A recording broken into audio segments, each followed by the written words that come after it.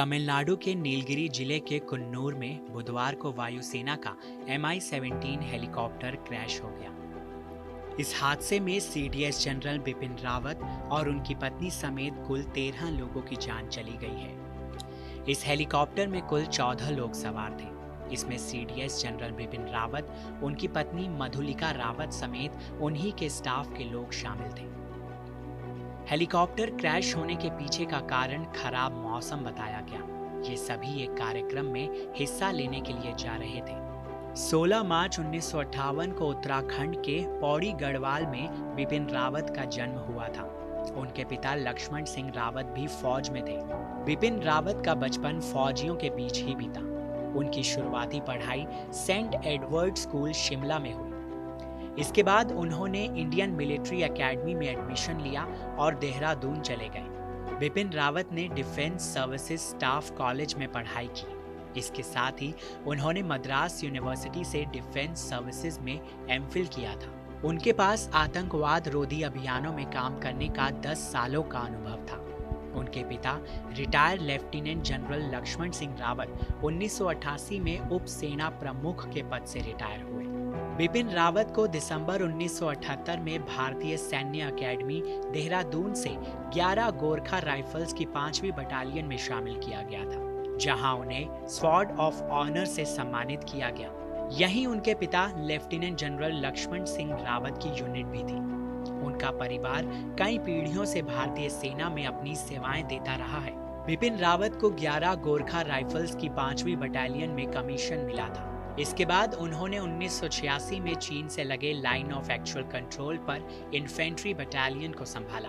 5 sector राष्ट्रीय rifles और कश्मीर घाटी में 19 इन्फेंट्री डिवीजन की अगुवाई कर चुके बिपिन रावत ने ब्रिगेडियर के तौर पर कांगो में यूएन पीस कीपिंग मिशन के मल्टीनेशनल ब्रिगेड की अगुवाई भी की थी। इसी दौरान अंतर्राष्ट्रीय स्तर पर सेवाएं देते हुए उन्होंने 7000 लोगों की जान बचाई थी। देश के 27वें थल सेनाध्यक्ष जनरल बिपिन रावत सितंबर 2016 में भारतीय सेना के वाइस चीफ बने थे।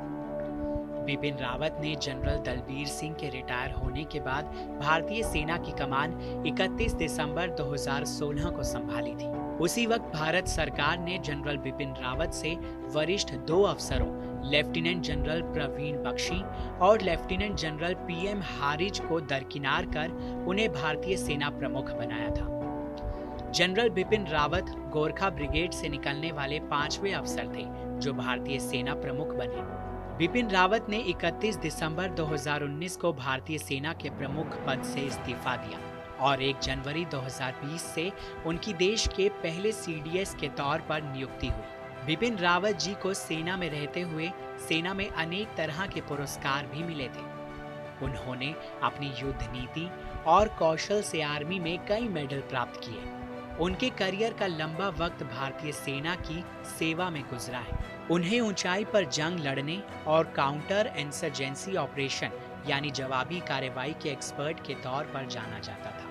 साल 2016 में उरी में सेना के कैंप पर हुए आतंकी हमले के बाद army chief general Bipin Rawat के नेतृत्व में 29 दिसंबर 2016 को पाकिस्तान में बसे आतंकी शिविरों को ध्वस्त करने के लिए सर्जिकल स्ट्राइक की गई थी। आर्मी सर्विस के दौरान उन्होंने एलओसी, चीन बॉर्डर और नॉर्थ ईस्ट में एक लंबा वक्त गुजारा था। TV9 भारतवर्ष की टीम जनरल बिपिन रावत को अपनी भावपूर्ण श्रद्धांजलि अर्पित करती है।